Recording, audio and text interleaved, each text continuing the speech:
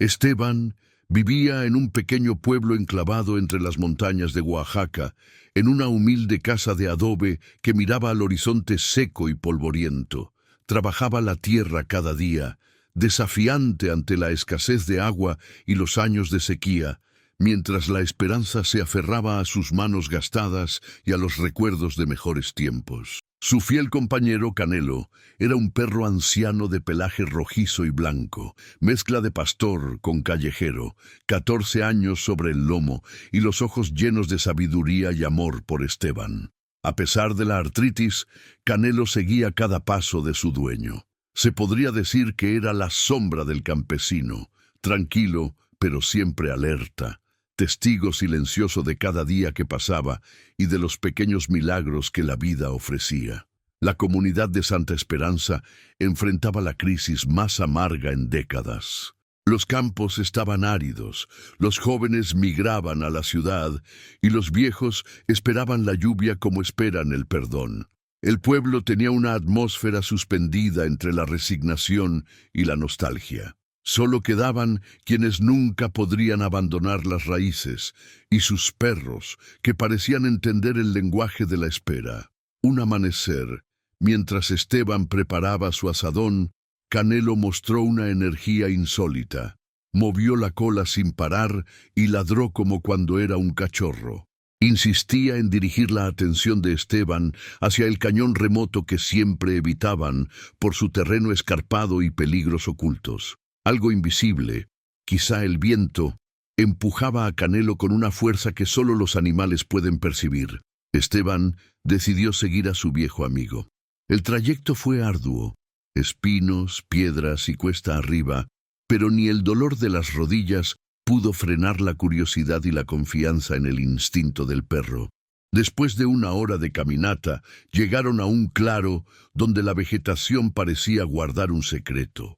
Entre la maleza y los matorrales se distinguía la proa retorcida de un pequeño avión, oxidado y cubierto de tierra, casi mimetizado con el entorno.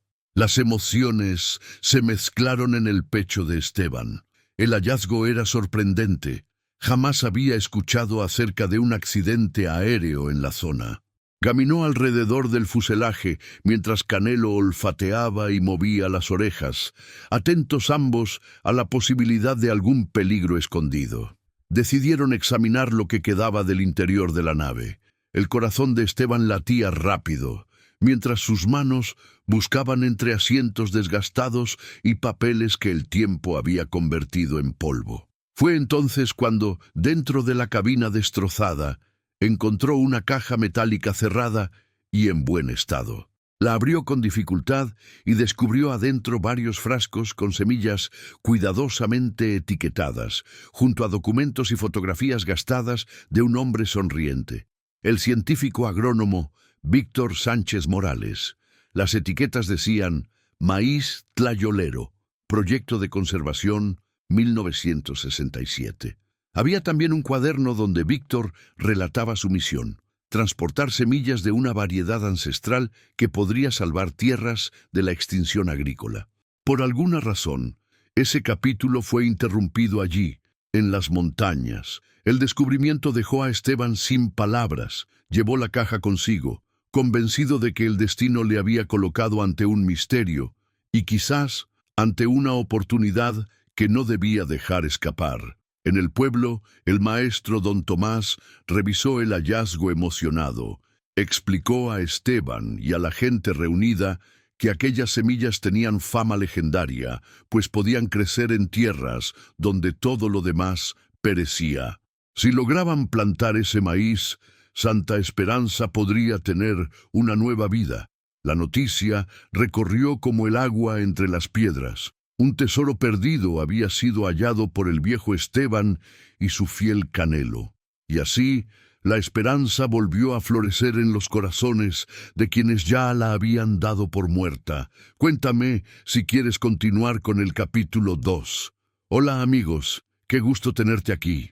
Un pequeño favor antes de seguir. Si te gustan estas historias, deja tu comentario, tu like y suscríbete al canal para que sigamos compartiendo nuevas aventuras contigo. Vamos a seguir adelante juntos. Capítulo 2. Los días siguientes trajeron un ambiente de renovada esperanza a Santa Esperanza. Las conversaciones en la plaza giraban en torno al hallazgo de Esteban, y los ancianos del pueblo recordaban historias que sus abuelos contaban sobre el maíz tlayolero, una variedad casi mítica que alimentó a generaciones enteras en tiempos difíciles. Canelo, por su parte, parecía satisfecho con su descubrimiento, descansando más tiempo bajo la sombra del mezquite frente a la casa de Esteban. Don Tomás, el maestro jubilado del pueblo, pasó horas estudiando los documentos encontrados en la caja. Víctor Sánchez Morales había sido un científico visionario que trabajaba para la Universidad Nacional en los años 60. Dedicado a preservar variedades de maíz nativo que estaban desapareciendo por la introducción de semillas comerciales. Su último viaje tenía como destino un banco de semillas en la Ciudad de México, pero nunca llegó. El misterio de su desaparición había quedado sin resolver durante casi 60 años. Esteban compartía cada hallazgo con Canelo, hablándole como si el perro pudiera comprender cada palabra. Y quizás lo hacía, porque sus ojos cafés brillaban con una inteligencia que trascendía lo animal. El campesino sintió una responsabilidad inmensa sobre sus hombros. Aquellas semillas no eran solo suyas, sino de toda la comunidad, y tal vez del futuro mismo de Santa Esperanza. La noticia del descubrimiento, sin embargo, no tardó en salir de los límites del pueblo. Una mañana, un vehículo lujoso apareció levantando polvo en el camino principal. De él descendió Rodrigo Maldonado, un empresario agrícola de Puebla, vestido con traje impecable y zapatos relucientes que contrastaban con la tierra seca del pueblo. Su sonrisa era amplia, pero sus ojos calculadores delataban otras intenciones. Maldonado pidió hablar con Esteban y, reunidos en la casa del campesino, fue directo al punto. Ofreció una suma considerable de dinero por las semillas, suficiente para que Esteban viviera cómodamente el resto de sus días y ayudara a varios vecinos necesitados. Argumentó con palabras pulidas que un simple campesino no tenía los recursos técnicos, el conocimiento científico, ni las conexiones necesarias para aprovechar adecuadamente ese tesoro genético. Prometió que él podría multiplicar las semillas y distribuirlas a gran escala, beneficiando a miles de agricultores. Esteban escuchó en silencio mientras Canelo gruñía suavemente desde su rincón, con las orejas hacia atrás y una desconfianza palpable. El campesino agradeció la visita, pero pidió tiempo para pensar. Maldonado sonrió, dejó su tarjeta y advirtió que la oferta no estaría disponible para siempre. Antes de irse, lanzó una mirada despectiva a la humilde casa y al perro viejo, como si no pudiera creer que personas tan simples tuvieran en sus manos algo tan valioso. Esa noche, el pueblo se dividió. En la pequeña tienda de Don Chuy, algunos vecinos urgían a Esteban a aceptar el dinero. Doña Rosa, viuda con 3 hijos en la ciudad, argumentaba que esa cantidad podría cambiar vidas inmediatamente. Otros, como don Tomás y el padre Miguel, el cura del pueblo, pedían cautela. Recordaban historias de comunidades que vendieron sus tierras y sus semillas para después verlas patentadas por grandes corporaciones que les negaron el acceso a lo que siempre había sido suyo. Esteban caminó de regreso a casa con el corazón pesado. Canelo, a pesar de su edad y cansancio, lo siguió paso a paso. Bajo el cielo estrellado de Oaxaca, el campesino se sentó en el portal de su casa y acarició la cabeza del perro. Las estrellas parecían testigos silenciosos de una decisión que cambiaría el destino de muchos. La presión aumentaba. Al día siguiente, Maldonado regresó con documentos legales preparados, acompañado de un abogado. Insistió en que estaba haciendo un favor, que el tiempo se agotaba y que las semillas podrían deteriorarse si no se manejaban profesionalmente. Algunos vecinos comenzaron a murmurar, cuestionando por qué Esteban dudaba ante una oportunidad tan clara de prosperidad. Pero en medio de la tensión, algo sucedió que cambiaría todo.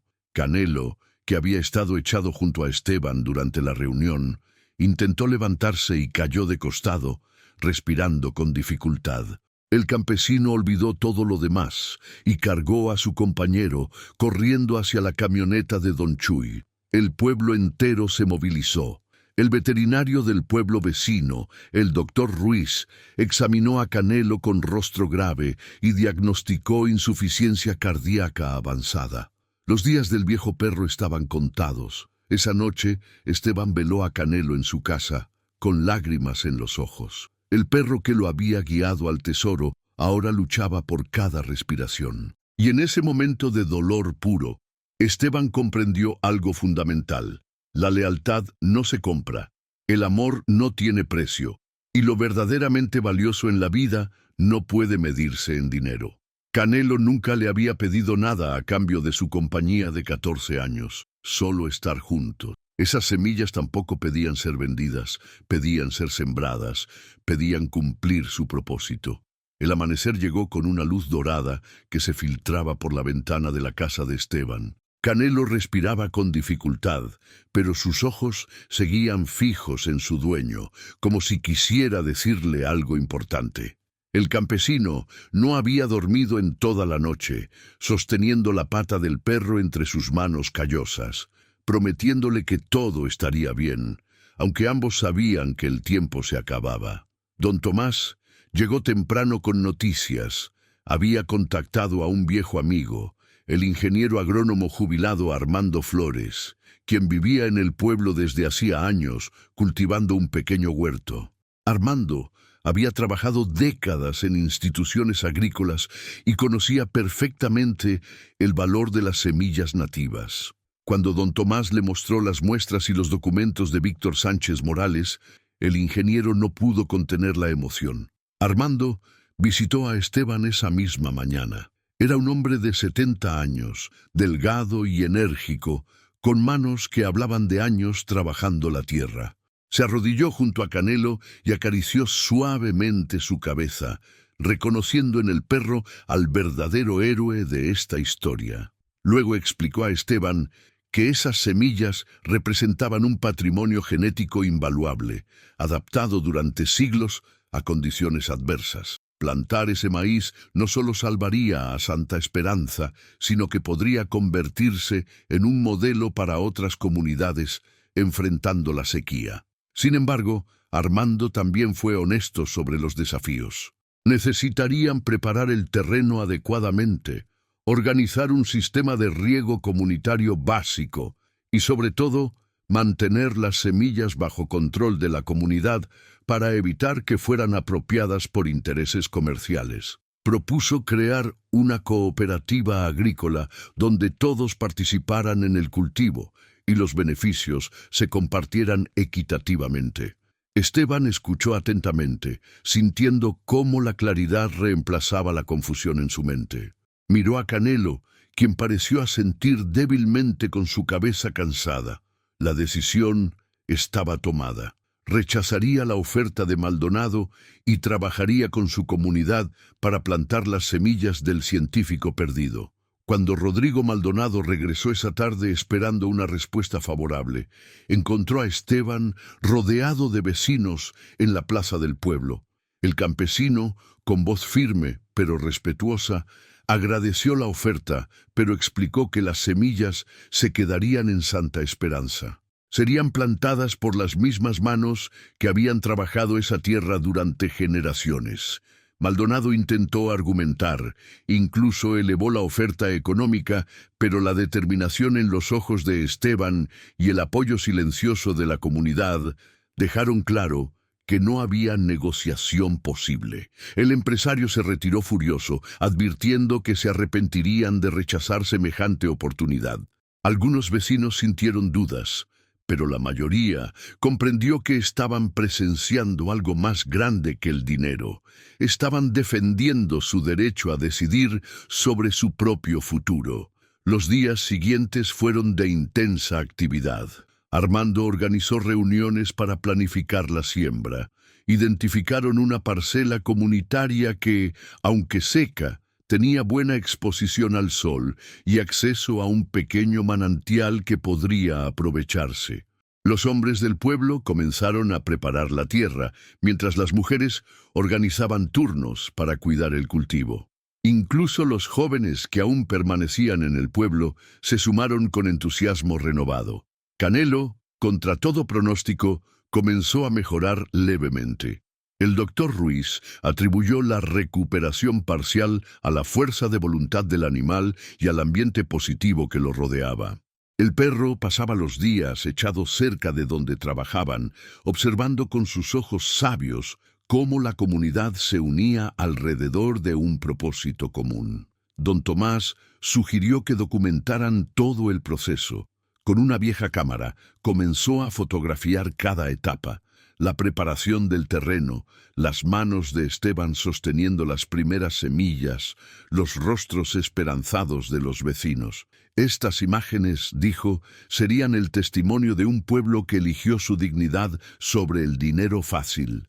La noche antes de la siembra, el padre Miguel celebró una misa especial en la pequeña iglesia del pueblo. Bendijo las semillas y pidió por la memoria de Víctor Sánchez Morales, el científico cuyo sueño finalmente se cumpliría después de casi 60 años perdido en las montañas. La ceremonia fue emotiva, con velas encendidas y cantos tradicionales que resonaron en las paredes de adobe. Esteban llevó a Canelo en brazos a la iglesia, algo inusual, pero que nadie cuestionó. El perro descansó en el regazo del campesino durante toda la ceremonia, y cuando el padre Miguel roció agua bendita sobre las semillas, algunos juraron haber visto una lágrima correr por el pelaje del viejo animal. Esa noche, bajo un cielo lleno de estrellas, Esteban habló con Canelo en su casa. Le agradeció por guiarlo hacia el descubrimiento, por enseñarle con su ejemplo que la lealtad y el servicio desinteresado eran los verdaderos tesoros de la vida. Le prometió que, pasara lo que pasara, esas semillas florecerían y el legado del científico Víctor viviría en cada mazorca que creciera en Santa Esperanza. Canelo cerró los ojos, respirando más tranquilo que en días, como si finalmente pudiera descansar sabiendo que su misión estaba cumplida. Afuera, el viento nocturno susurraba entre los mezquites, llevando consigo las promesas de un futuro mejor. El día de la siembra amaneció con un cielo despejado y una brisa suave que traía el aroma de la tierra húmeda recién preparada.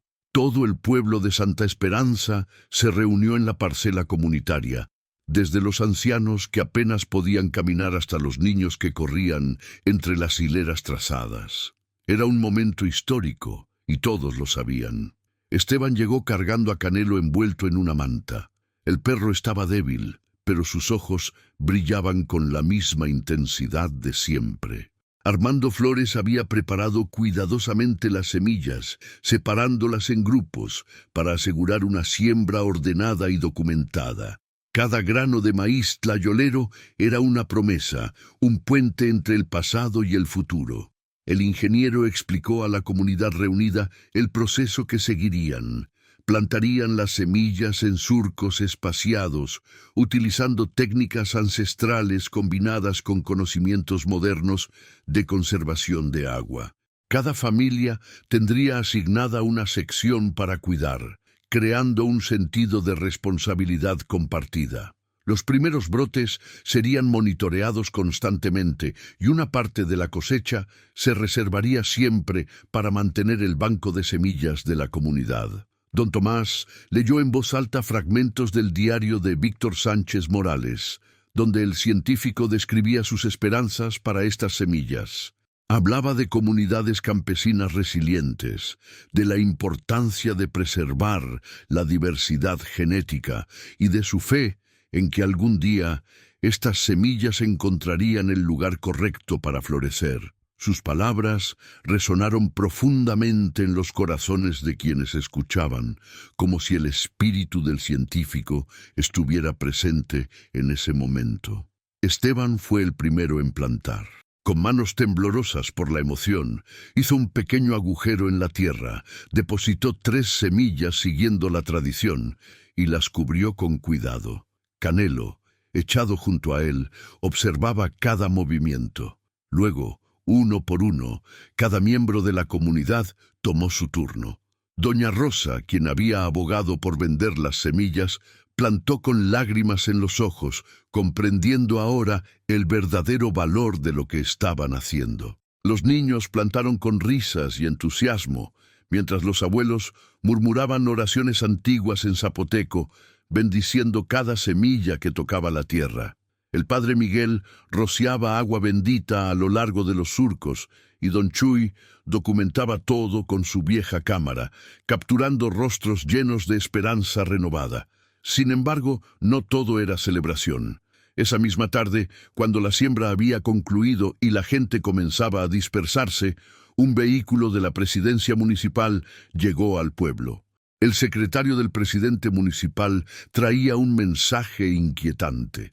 Rodrigo Maldonado había presentado una queja formal alegando que las semillas encontradas en el avión eran propiedad del Estado, parte de un proyecto gubernamental inconcluso y que debían ser entregadas a las autoridades competentes para su adecuada administración. La noticia cayó como un balde de agua fría sobre la comunidad.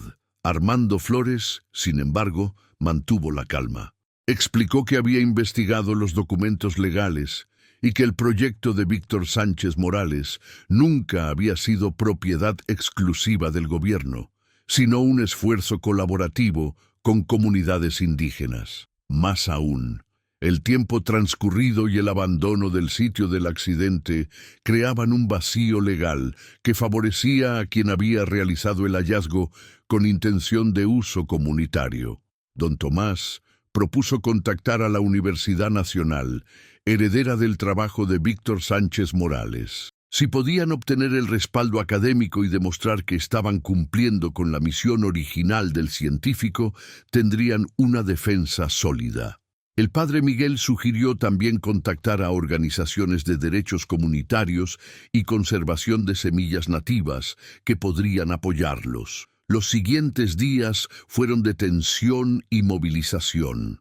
Mientras las semillas descansaban bajo la tierra, comenzando su proceso de germinación, Santa Esperanza libraba otra batalla. Armando escribió cartas detalladas a investigadores de la Universidad Nacional. Don Tomás contactó a periodistas locales interesados en historias de comunidades rurales. Doña Rosa, quien tenía un hijo abogado en la ciudad, lo convenció de tomar el caso de forma gratuita. Canelo, mientras tanto, parecía aferrarse a la vida con una determinación sobrenatural. Cada mañana, Esteban lo llevaba a la parcela comunitaria para que viera los campos. El perro olfateaba el aire, como si pudiera percibir ya el crecimiento invisible bajo la tierra. Los niños del pueblo adoptaron a Canelo como su mascota colectiva, turnándose para sentarse junto a él y contarle historias. Una semana después de la siembra, llegó una comitiva de la Universidad Nacional. Entre ellos venía la doctora Elena Vargas, una investigadora especializada en maíces nativos y estudiante que había sido del propio Víctor Sánchez Morales décadas atrás. Cuando vio los documentos y las semillas restantes, se emocionó hasta las lágrimas. Confirmó que ese era el proyecto perdido de su mentor, una búsqueda que la comunidad académica había dado por perdida hacía casi 60 años. La doctora Vargas no solo ofreció respaldo legal y científico, sino que propuso un convenio de colaboración. La universidad reconocería a Santa Esperanza como guardiana legítima de las semillas, proporcionaría asesoría técnica y apoyo para documentar el proceso, y a cambio, la comunidad compartiría conocimientos y muestras para investigación, siempre manteniendo control sobre su patrimonio genético. Era exactamente el tipo de alianza que Víctor Sánchez Morales había soñado. Con este respaldo, la amenaza legal de Maldonado se desvaneció. El empresario retiró su queja, consciente de que enfrentarse a la Universidad Nacional y a una comunidad organizada traería más problemas que beneficios. Algunos rumorearon que también influyó la cobertura mediática positiva que Santa Esperanza estaba recibiendo, convirtiendo cualquier acción contra ellos en un desastre de relaciones públicas. La paz volvió al pueblo justo cuando los primeros brotes verdes comenzaron a asomar de la tierra. Esteban llevó a Canelo en brazos para que los viera.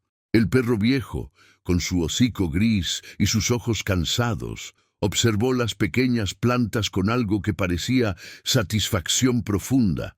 Había cumplido su propósito, y ahora podía ver el inicio de la transformación que su descubrimiento había provocado.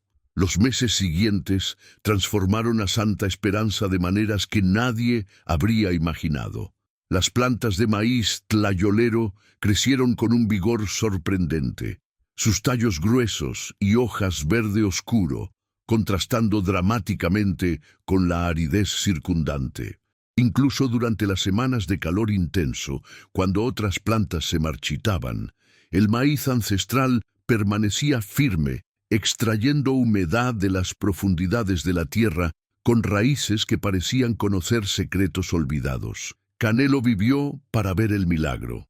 Contra todos los pronósticos del doctor Ruiz, el viejo perro se aferró a la vida con una tenacidad que conmovía a todos. Cada mañana, Esteban lo llevaba en brazos a la parcela comunitaria, donde Canelo se echaba bajo la sombra de un mezquite y observaba el crecimiento de las plantas. Los niños del pueblo le llevaban agua fresca y le acariciaban el pelaje, susurrándole agradecimientos por haberlos guiado hacia la esperanza. Armando Flores documentaba meticulosamente cada etapa del crecimiento.